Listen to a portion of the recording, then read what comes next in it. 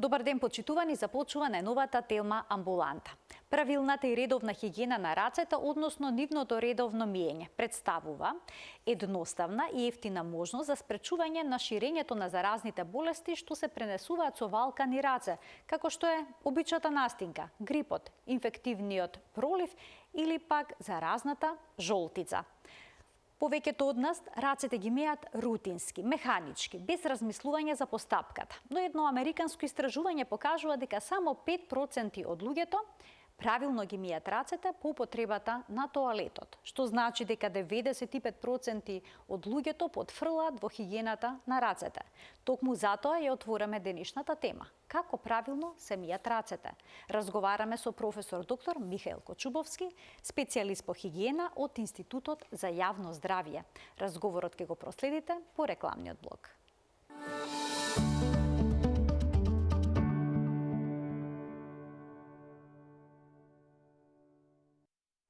Сите знаеме дека е важна хигиената на рацете. Тогаш, во 21. век, зошто се поставува прашањето како правилно да ги измиеме рацете.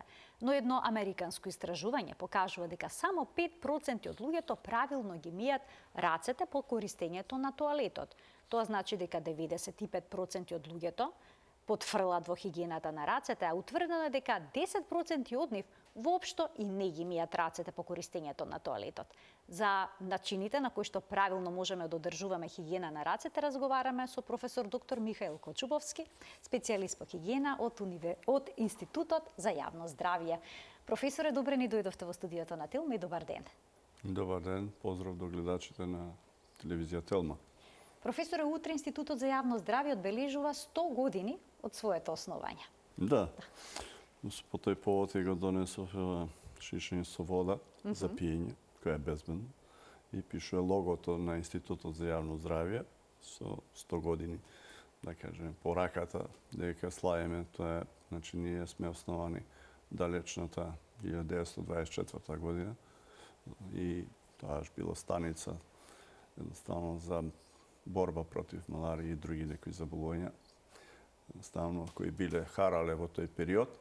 И од тогаш навака, ете се, и името сме го сменили неколку пати, сега сме Институт за јавно здравје и славиме утре, славиме ете 100 години од постоењето. Така еден прекрасен, голем јубилеј, значаен во работата, честитки и Институтот да продолжи понатаму да функционира успешно.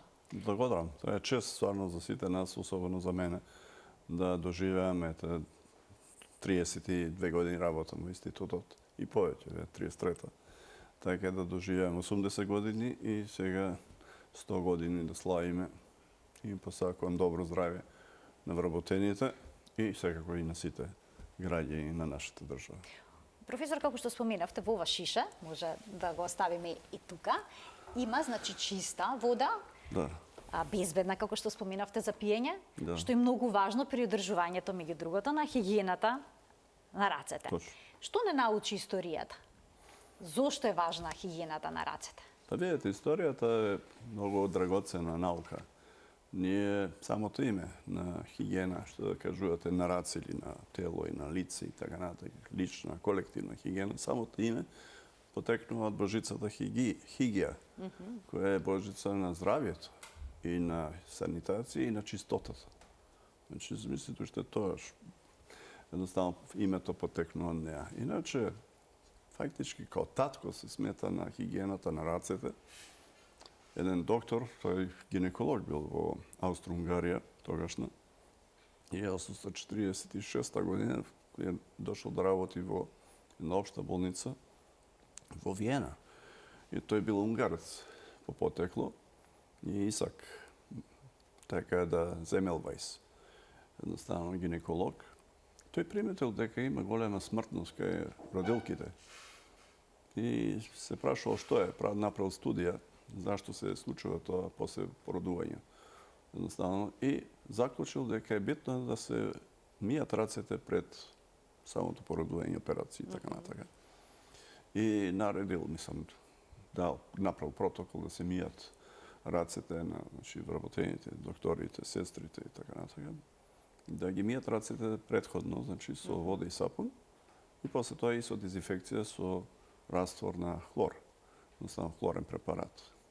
И приметил дека после тоа, од кога го вовеле тој протокол, приметил дека смртноста паднала од 12,3%, која била пред тоа, пред да ги мијат рацете, на 1% само. Замислите кој е успех постигнал. Али, што се случува? Тоа било голем успех. Но на И во се тоа време не верувале дека тоа Да, вистина. точно. Не верувале дека е тоа причината и затоа што другите тоа не го применувале. Едноставно и он едноставно се залагал и опстанал на тоа верување и ги сакал да ги увери и другите, да го промовирал тоа. Но сепак требало многу време за да помине да едноставно и да и другите го разбијат, да речеме, тој мит дека не е баш така. И испаднало дека е така. И имав таа чест пред неколку години да бидам во Институтот за јавно здравје во Будимпешта, од каде што после тоа заминал. Едноставно затоа што заради тоа, да кажеме, недоверба кон него или, да кажеме, се уште недоверба од другите кон тоа што промовирал. И имав таа чест да идам, да бидам дел од тимот кој сме работеле во тој институт. Сам да го посетам во Пешта, Будимпешта. Тоа биле два града кои се спојили и затоа се вика Будимпешта. Така да и соработувам со тој институт за јавно здравје. Значи тоа историјата како всушност е откриено дека хигиената на рацете може всушност да спречи низа заразни заболувања. Професоре, дали можеме со валкани раце да добиеме, да речеме, обична настинка или пак грип? Да, секако. Видете, ние кога беше COVID-19, значи, ние... Тогаш интензивно се зборуваше за миењето на рацете. Да.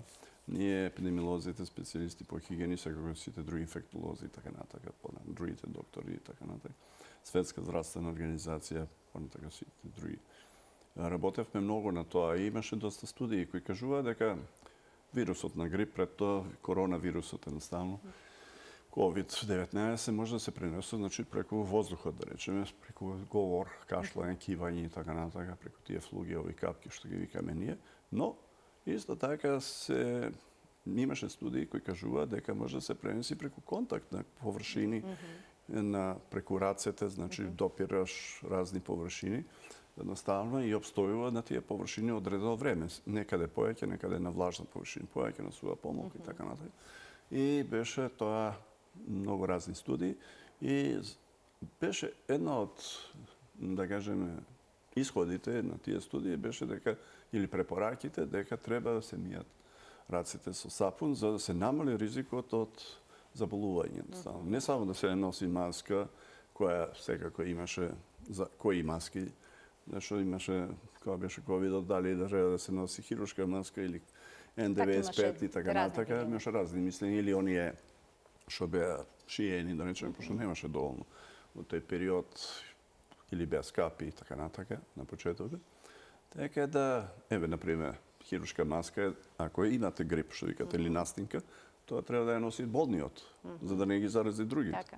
А не вие кои сте здрав, да се заштитите од болен човек. Така да таа не заштитува.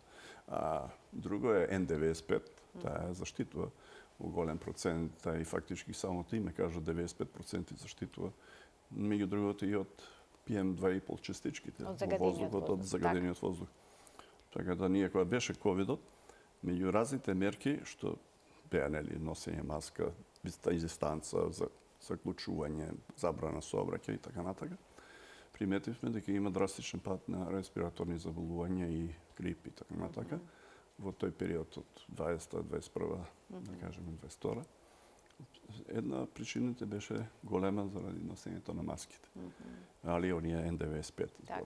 Понатака, друга причина беше затоа што ние пишувавме и флаери и дававме информации преку медиумите, јавните медиуми, како Телма и другите телевизии и така натака, дека миењето на рацете со вода и сапун е многу битен јавно-здравствена мерка, битна јавно-здравствена мерка, која го намалува ризикот, значи не го тотално спречува, али го намалува драстично ризикот од пренос на разни заболувања, не само цревни заразни заболувања, што ние ги викаме, или болести поврзани со воата, меѓу другото, вие спомнавте хепатит А или заразната жолтица, која ние ја ставаме во редот на болести фекално-орални ги викаме. Тоа начин на пренос е анус, манус, орис. Затоа по користење на тоалет, всушност треба убаво да се измијат рацете. Значи, со рацете, вие ги ставате на анусот и после тоа на уста. А ако не се измијате, значи после тоа се знаеш дека може да добиете вирусна жолтица. Значи, тоа е патот типа. на трансмисија. Да, и затоа многу е едноставен. Мислам едноставен, прост, али простите работи, едноставните работи доведуваат до крупни работи.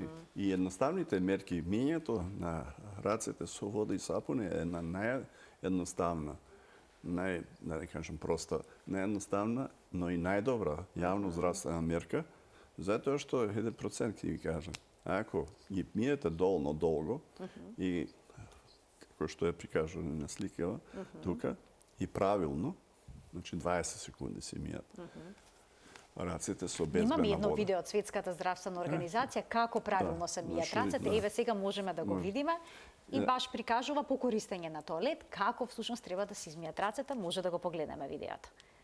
Така, значи споминавте дека ова е едноставна мерка, но која што всушност има голем ефект во спречувањето на болестите. Довори додека видеото еве го можеме да го погледнеме. Дали е, професоре, sejedno каков сапун се користи? Дали ќе се користи обичен сапун или пак течен сапун? Каква треба да биде температурата на водата? Ладна, топла? Каков да биде млазот? Гледате само. Како треба да се истријат како треба да се убаво мијат рацете. Има, например, студии кои ги правиме, например, за мијето на рацете, тоест после мијење на рацете, да видиме кој дел од рацете е да кажем, контаминиран со биолошки агенти, значи микроорганизми и така натака. Тоа се фактички на вровите на прстите, ако имате ногти. Така. Значи, затоа ние препорачуваме здравствените работници кои доаѓаат на санитарни прегледи, ноктите да се исечени. Понатака лакирани ногти, такви работи за здравствени работници не се положени. Исто така, и гледате мијето на рацете, и исто така и ова е многу битно. Значи, не знам дали беше на сликата, палецот и околу палецот е битно и едноставно да кажем. Значи, уште еднаш вака да ни покажете. Значи, се мијат рацете секако ова, се мие меѓу прстите, после позадината, едноставно, и ова исто така да. Овој дел кој што го пропуштаме, така? Едноставно и околу, да кажеме, кај зглобот.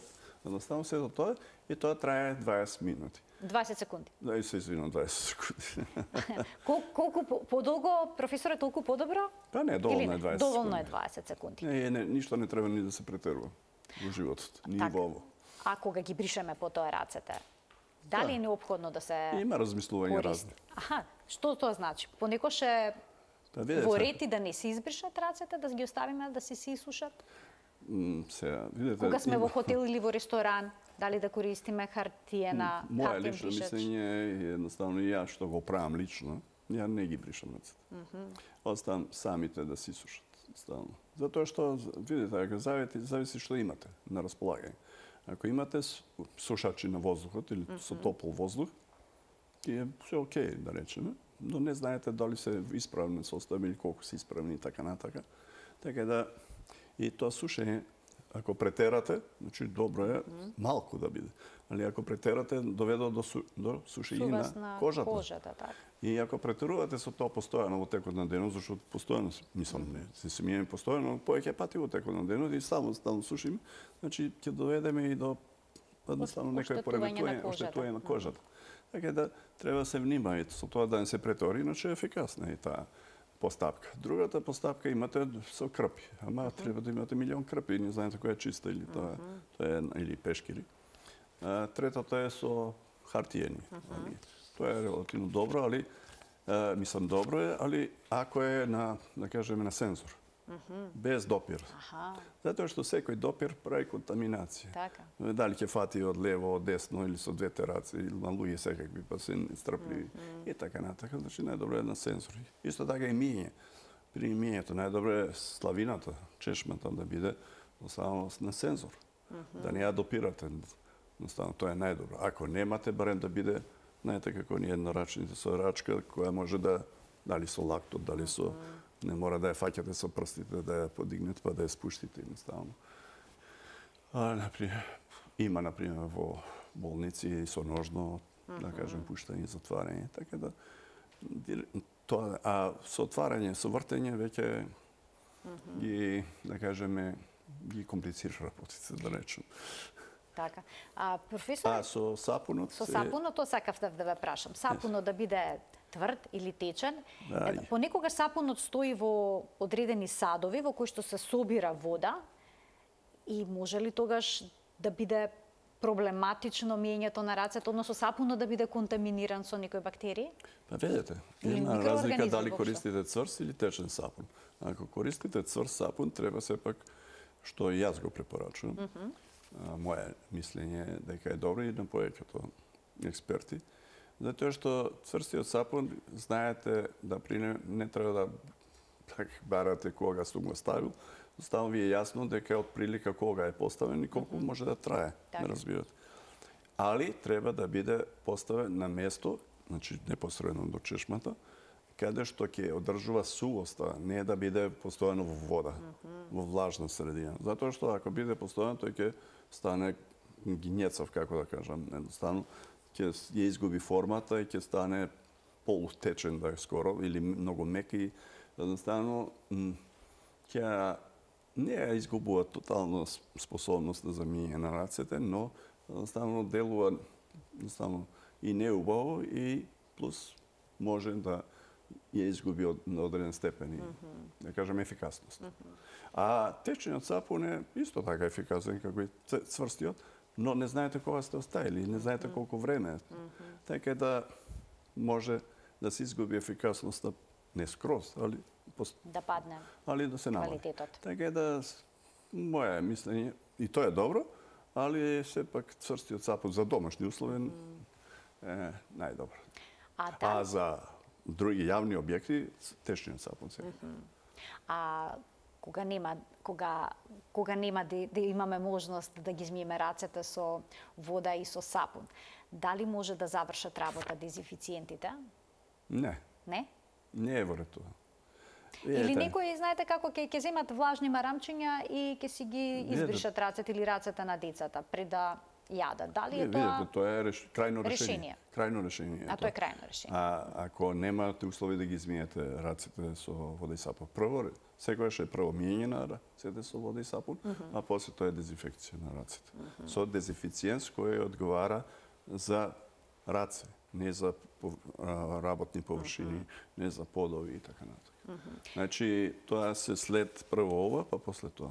Али ако е, да кажеме, немате услови, и тоа ќе заврши работа, али е следниот пат кој ќе имате услови, ќе си измиете, па после дезинфекција. Значи, секогаш прв избор да биде водата и сапунот. Професори, истражувањата покажува дека навистина мал процент од луѓето правилно ги мијат рацете, запрепастувачки некои 5% најдов по едно истражување американско, може би другите истражувања покажуваат и некакви други податоци, но еден факт е неменлив, дека мажите се тие кои што во принцип помалку внимаваат на хигиената на рацете. Па, видете, суштината е, познато е дека, да кажеме, женскиот пол, веќињата, да речеме, збориме за деца, и за машкиот пол, обично и кои играат, машките играат повеќе со разни површини на подот, порано, кога повеќе децата играат надвор, со земја, со џамли и така натака, девојчињата играат, да кажем, почисти игри, например, и каде што едноставно не ја загадуваат или имаат почиста на тој начин кожа. И исто така се едноставно им влегува веројатно тоа дека треба почесто да ги мијат раците. Но и машките исто тоа го прават. Особено е, сега ќе ви кажам пример со внуците мои. Тие се мали 4-9 години и кога ги мијат рацете и заедно нормално и ќе ги измиеме рацете и они си ги мијат полека и викам ајде, дедо чека уште малце. 20 секунди најмалку. 20 секунди и знаат, они имаат песничка. Едноставно која си ја знаат и према тоа и знаат колку треба да се мие. Не бројат се секунди или песничката, толку трае 20 секунди. Инаку, ние тоа мијењето на рацете во трајање од 20 секунди, го промовиравме уште 20 година, едноставно, кога беше ковидот. И заедно со УНИЦЕФ работевме на тоа да се подобри хигиената во училиштата кои не работеа, тоа што онлайн работеа. Воведовме и протоколи заедно со Министерството, нормално за образование и наука и во градинки со Министерство труд и социјална политика и ние Институтот за јавно здравје, Министерството за здравство и благодарејќи на таа една програма што ја имаме, станува што имавме и тогаш во рамките на ВОШ, ќе спомнам тоа, ќе објаснам што е ВОШ, затоа ние држевме вебинари на наставниците, директорите и хигиеничарките по училиштата низ цела Македонија. И благодарејќи на тоа и како е да се врши и чистење, понатака одржување со протоколи со све, се подобри свесноста, се подобри начинот на чистење, се подобри хигиената во училиштата. И сега го беа тука маските, дистанци и така натака, почнаа нашите деца да идат во училиште во 2021. Веднаш кога почна 2021, иако имаше одредени опречни размислувања кои родители на децата во тоа време, особено на малите деца, дека ќе настане епидемија меѓу децата. И ние за среќа, едноставно, бевме сигурни дека нема да се јави тоа и за среќа навистина не се јави епидемија меѓу децата. Али благодарение на тоа што децата се одржува и почитуваа сите тие хигиенски мерки, на најважната беше маската и мијето на рацете со вода. Веќе споминавте колку е важно децата од најрана возраст да ги стекнат хигиенските навики во однос на миењето на рацете и дека во училиштата и во градинките исто така тоа потребно да се практикува, но сведоци сме дека во образовните институции недостасуваат основните хигиенски средства. Многу често родителите купуваат сапуни и останати средства за хигиена. Тоа е нешто што мора да се промени. Па да, видите, тоа беше и пред ковидот така. Беше едната од тие, да кажем, промотивни мерки беше да има достапност на тие работи. Значи да имате топла вода, да има сапун и да има бришач, едноставно за хартија, за да може децата да го практикуваат тоа како што треба. Едноставно. Во минатото се содружавме со тоа да нема например ни хартија, например тоалет хартија во тоалетите. Али во тој период, верувајте ми, такво нешто немаше. Веќе све беше надминато, али благодарение на сите тие протоколи и проверки. Значи секој ден се проверуваше дали е хигиената на задоволително ниво. Значи таа програма ВОШ значи Water, Sanitation, Hygiene, вода, санитација и хигиена. И ние ја спроведуваме веќе 8-9 години Институтот за јавно здравје во рамките на протоколот за вода и здравје, кој е, например, во координација на Светска здравствена организација и UNEC или Комисијата за економски прашања на Европа, на Обединените нации, кои едноставно ја водиме тој протокол за вода и здравје многу одамна, од 1999 година. И јас сум национален фокал поент за тој протокол за вода и здравје. И ние, како Институт за јавно здравје, долги години го работиме тоа. Има ВОШ во училиштата и ние, според програмата за јавно здравје, тоа го правиме, реков, 9-та година веќе, и нашите колеги од центрите за јавно здравје проведуваат увиди во училиштата редовни. Имаме прашалник, чек-листа, која е модифицирана спрема Светска здравствена организација, има гайдлайнс или упатства за тоа. И постојано тоа се прави. И меѓу другите работи гледаме каква е хигиената, перцепцијата на учениците во однос на хигиена, достапноста на тоалети, на хартија и така натака, други услови за хигиена, но и испитуваме и водата за пиење, дали е безбедна или не. Едноставно. Така е да имаме драстични подобрувања. Ние, например, кога беше и ова програмата со УНИЦЕФ, видовме дека и со Министерството, значи за образование и наука, видовме дека некои училишта во рурална средина, во некои општини, нема услови за одржување на лична хигиена, значи за миење на рацете после одење во тоалет, значи тоалетите беа надвор, тоа беа попивателни јами и нема услови да се измија таму. Можда во училницата или пред училницата, али кај самите тоалети не. И ние обезбедивме во многу училишта преку 100 мобилни станици преку УНИЦЕФ за миење на рацете со вода и сапун на безбеден начин. Што е многу важно, како што веќе споменавте, миење со води и со сапун. И сега, професоре, ние на рацете имаме многу бројни микроорганизми кои што живеат и се дел од нашата микрофлора. Но и во околината има многу бактерии. И сега дел од тие бактерии се пренесуваат на нашата кожа. Кои од тие бактерии се опасни, а што не е опасно? Па видите, имаме ние во науката, например, микробиологијата, имаме сапрофитни бактерии или кои не се, викаме, опасни или патогени. Патогени се они кои причинуваат заболување, заразни заболувања. И имаме патогени бактерии или микроорганизми, не се само бактериите. Значи има и други микроорганизми. Али бактериите се чести и вирусите. Вирусите се најчести, па бактериите после и така натаму. Па паразити, фунги и така натаму. И не сите се многу опасни. Например, имате стафилококот, ауреус или златниот. Понатака имате стрептококи кои може да ги има и во носот едноставно. И често се наоѓаат, али не сите од нив се опасни. И се ние одредуваме, мислам, може се зима бриз од раце и да се најде, например, која бактерија е присутна, например. Но, например, овие лица што работат во здравството, например, здравствените работници, понатака лицата што работат во едукативни, значи образовни установи и лицата што работат со производство и дистрибуција на храна, тие подлежат на санитарни прегледи. И во санитарните прегледи зимаме бриз, преглед правиме прво, докторите, и се зима бриз од нос и од ждрело, фарингс, што викаме ние. И гледаме дали има некоја бактерија или не, едноставно.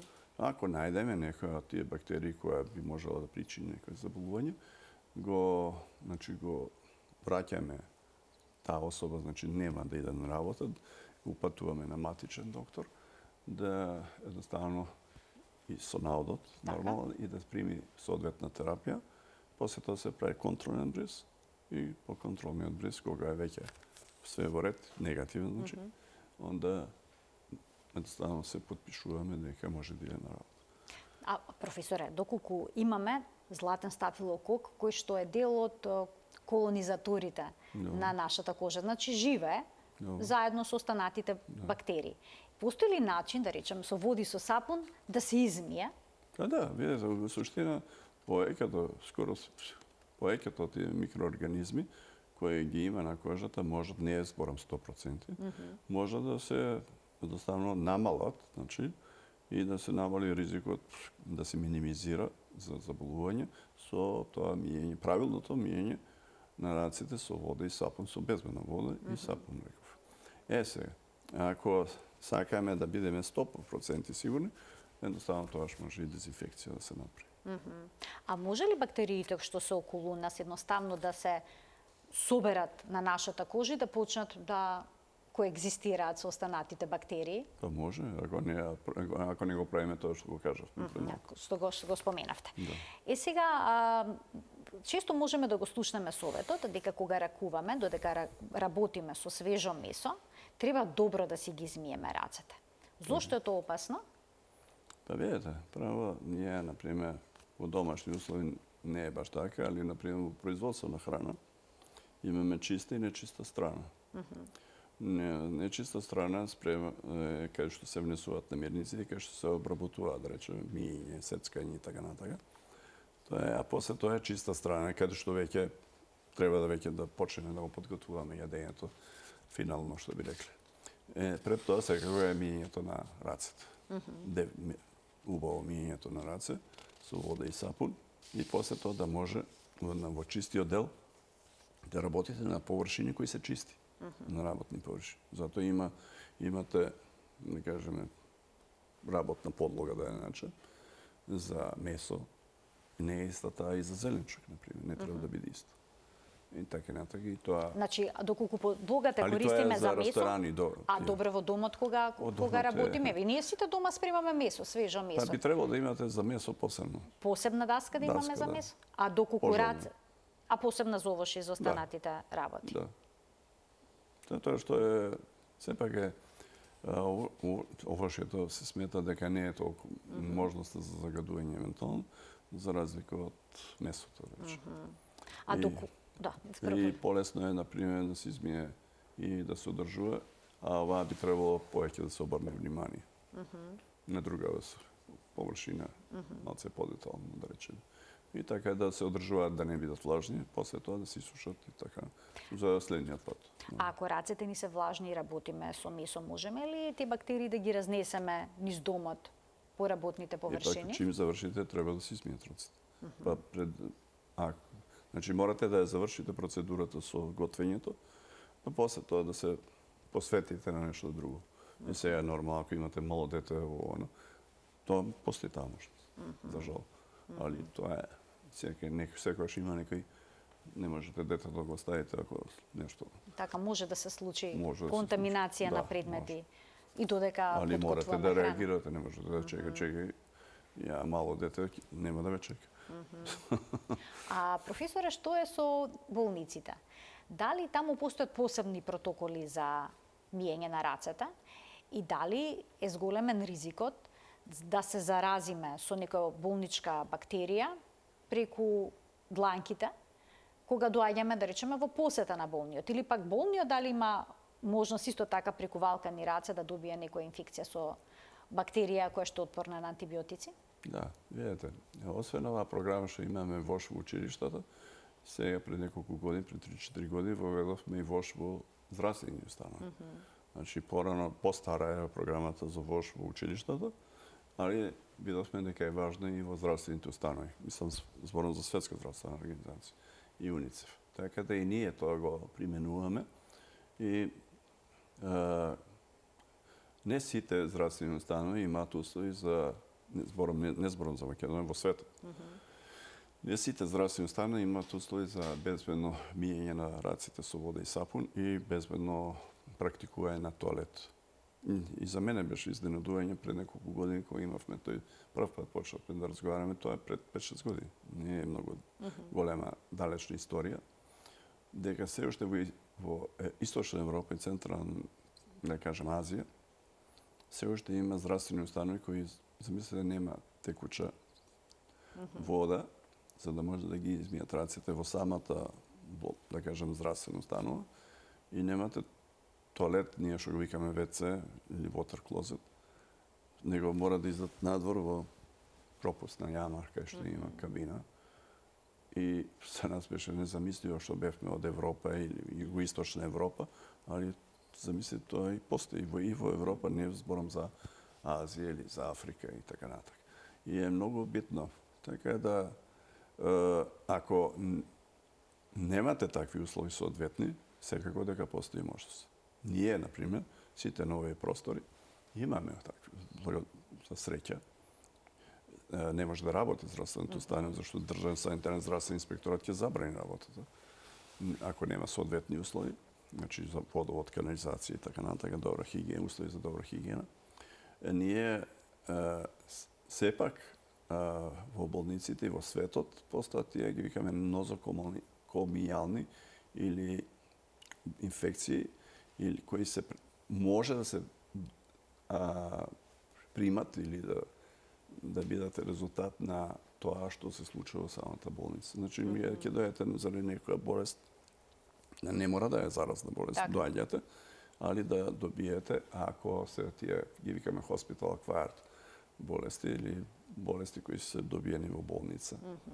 И една од тоа причините, ако не се одржува добра хигиена, не само на здравствените работници, неко и на пациентите, и на тие што доаѓаат. И тие што доаѓаат. И затоа не е многу пожелно, треба да не се претерува со тие посети, зашто ние секако сме таков народ, едноставно, кај што секако кога е некој болен сакате да го посетите и така натака, али не сме да се претерува со бројот на луѓе.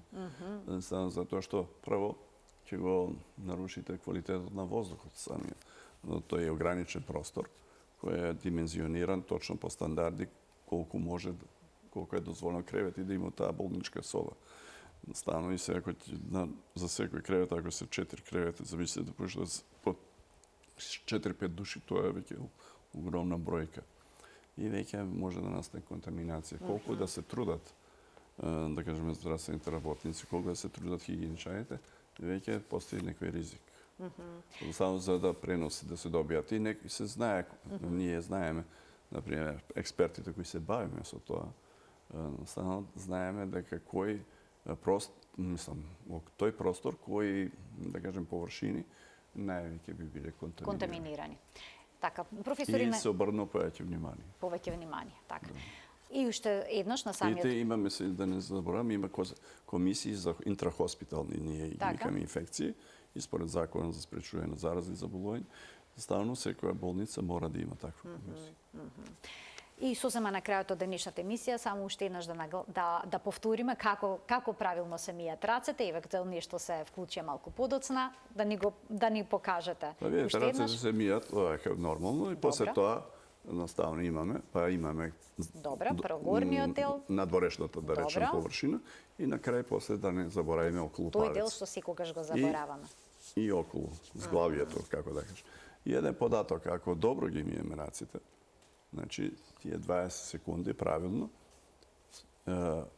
има податок, факт е тоа, дека 43% би се намалил болести кои се поврзани, да кажеме, со водата и со тие заболувања што ги кажавме, имуногениф и заразната жолтица, мислам за 43%. За жал.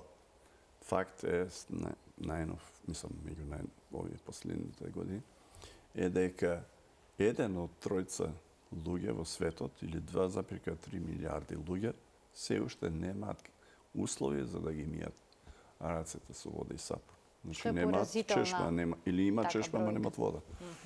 И тоа е поразително. Така. Едноставно замислете тоа, и тоа придонесува за тие болести поврзани со водата или water-related diseases. Едноставно, па потоа може да бидат и food-related и така натаму, поврзани со храната, зашто ако водата не ја мијете со безбедна вода, храната, ако не и храната ги се контаминира. Затоа е клучна безбедната и чиста вода. Со тоа ја започнавме денешната телма амбуланта, токму со тоа ќе заокружиме. Професоре, ви благодарам многу за вашето денешно гостување во емисијата и за сите корисни податоци што ни ги дадовте, а се поврзани со хигиената на рацете. Тоа е нешто што сите сметаме дека добро го знаеме, но ева има елементи кои што ги научивме и денеска, кои што најверојатно ни недостасуваат на повеќето при одржувањето на нивната хигиена. Ви благодарам за поканата. Почитувани, ова беше се во денешната телма амбуланта. Ви благодарам за вниманието со кое што не следевте. Ви посакувам пријатен ден.